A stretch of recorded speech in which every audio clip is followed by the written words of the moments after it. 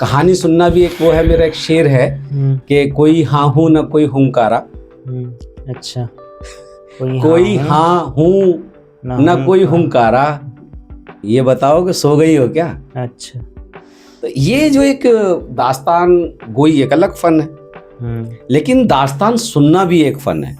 جیسے آپ کا کوئی عزیز لطیفہ سنا رہا ہے جی, وہ لطیفہ آپ کا سنا ہوا ہے, تو کسی کی دل آزاری نہ ہو اس کے لیے آپ اس لطیفے کو سنیں تو ایسے ریئیکٹ نہ کریں کہ جیسے آپ کو مزہ نہیں آیا. آپ ایسے شعر سننا بھی ایک فن ہے. ہر بار یہ ہونا چاہیے کہ آپ کہے بھی نکلنے چاہیے ایسا. اس پہلی بار سنا ہو. ہاں پہلی بار سنا, اس کی دل آزاری بھی نہ ہو, کیونکہ اسلام میں دل آزاری بہت بڑا مطلب گناہ مانا. دل آزاری کا مطلب کسی کا دل دکھانا. اچھا. آزار اور دل دو الگ الگ لفظوں سے, دل ایک الگ لفظ ہے, آزار ایک الگ لفظ ہے, دونوں کو ملا کے دل آزاری بنا ہے. کہنے کا مطلب یہ ہے کہ آپ کو کسی بھی طرح سے کسی بھی شخص کی دل آزاری نہیں کرنی چاہیے.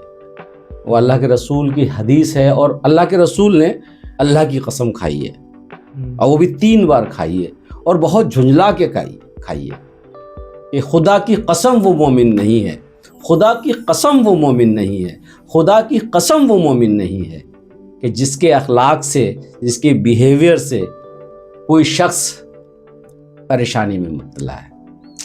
وہ حاجی ہو سکتا ہے, نمازی ہو سکتا ہے, روزے دار ہو سکتا ہے, لیکن وہ مومن نہیں ہو سکتا.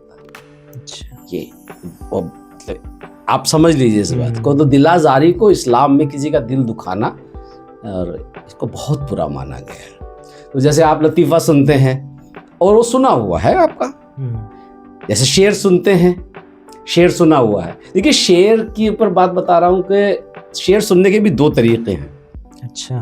ہاں, اور اس میں ابھی جو نوجوان نسل ہے کمال شعر سن رہی ہے.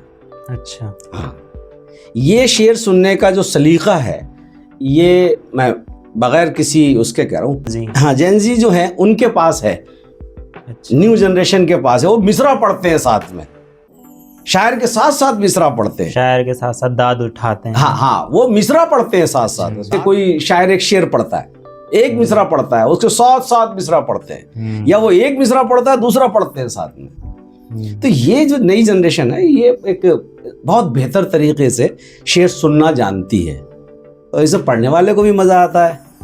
آپ کا سنا ہوا شعر ہے تو آپ اس طرح سنیں گے کہ مصرے کے ساتھ مصرع پڑھیں گے اور مصرع کے ساتھ دوسرا مصرع پڑھیں گے. یہ ایک طریقہ ہے. اور ایک طریقہ یہ ہے کہ وہ ایک سرپرائزڈ ہو کر کے آپ ایک دم داد دیتے ہیں.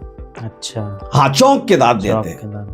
جیسے ہی آپ کا پہلا مصرع آیا تو ایک آواز آئی ہے نا, دہرایا اور مصرے کو, اور پھر جیسے شاعر نے یا شاعرہ نے دوسرا مصرع پڑھا اور جو چونک کے ایک دم داد آتی ہے, وہ ایک دوسرا سلیقہ ہے.